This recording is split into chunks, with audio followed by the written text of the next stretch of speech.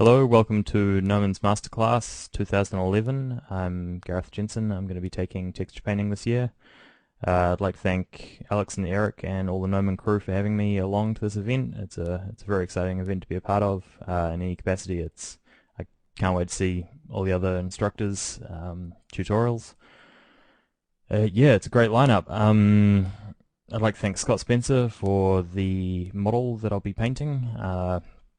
This horny fellow in front of you, yeah, it's one of his design sculpts. I'll be running through some of my workflow and my approach to texturing a creature using this bust to demonstrate on.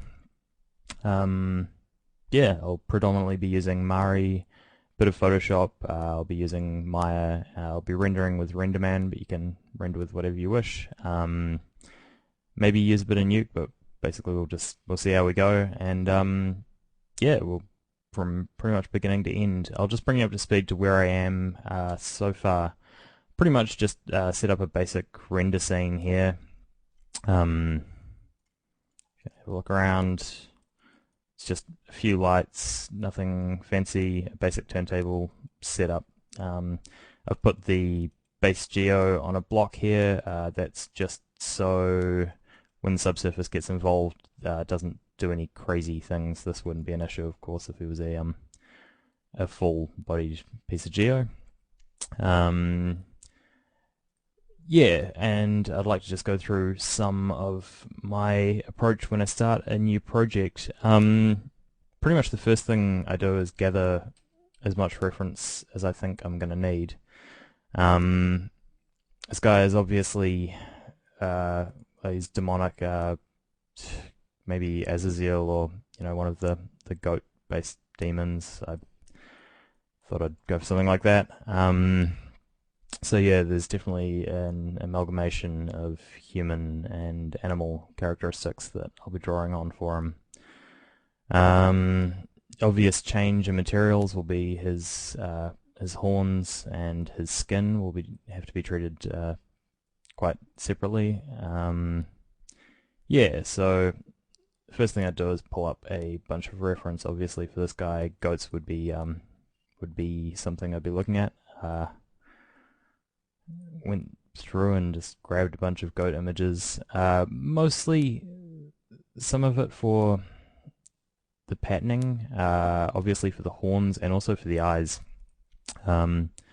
I quickly knocked together some eyes for this guy. They're a pretty basic setup.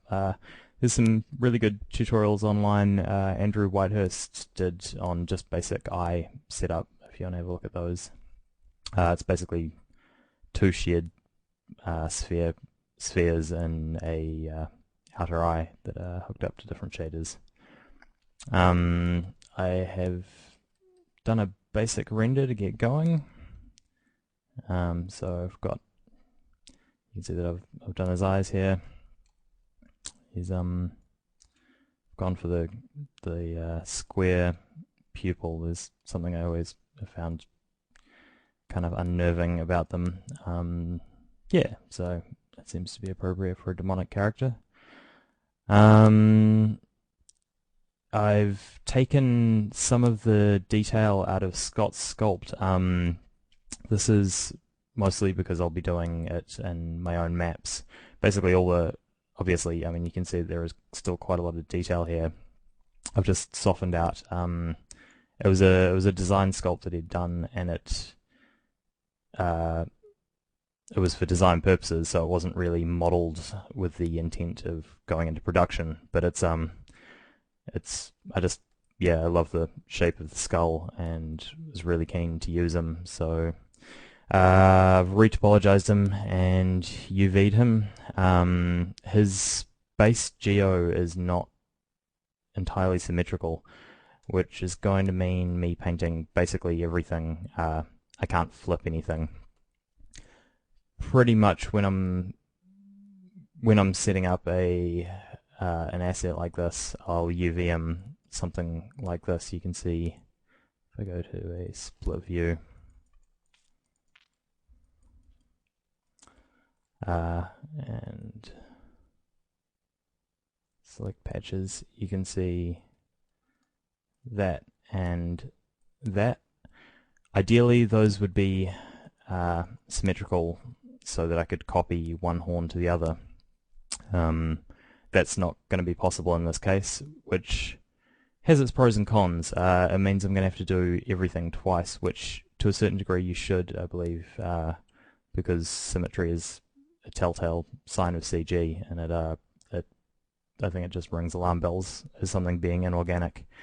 But it does mean that through the course of the class I will be skipping anything that I'm doing twice, so if you see that suddenly his other horn is textured, you haven't missed anything, and your download is fine. It's just I'm not going to bore you by watching me do the same thing twice. But on the upside, I think with the asymmetry, you can see it in here, and I think it's going to help for a more organic render in the end. So should be a lot of fun. I'm really looking forward to getting into them. So yeah, pretty much my first port of call is to kick out a few renders. After I get a basic lighting setup, I might need to get a bit more light on the underside of these horns. They're rendering a bit dark, but that's something we can get into later. But yeah, kicking out a render and then going into Photoshop and playing around with the paint over. And the main reason for doing a paint over like this is if you're doing it for production, you may have a concept from concept artist. It may not be terribly specific to the texturing or the color scheme. It may be sometimes the gestural. Sometimes you'll have a very, very tight design that you have to stick to a T. But in this case, there's no design, so I had to rustle one out myself. Yeah, and the reason you always want to do this, in my experience, is designing a paint scheme on 8K patches, 8K UVs, which is what I'm going to use for his head, which is it's an overkill amount of resolution, admittedly, but I'm just doing it because I can, pretty much. You can always down-res things if you have to later. Yeah, it's insane to try and,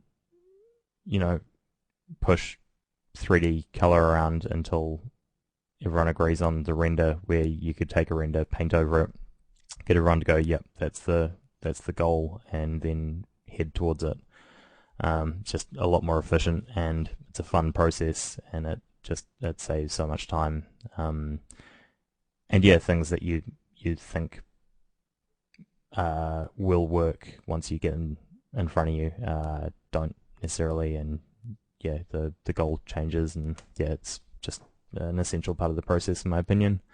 I've gone for dark horns on this fellow. Pulling them up from, where are you? Not those ones.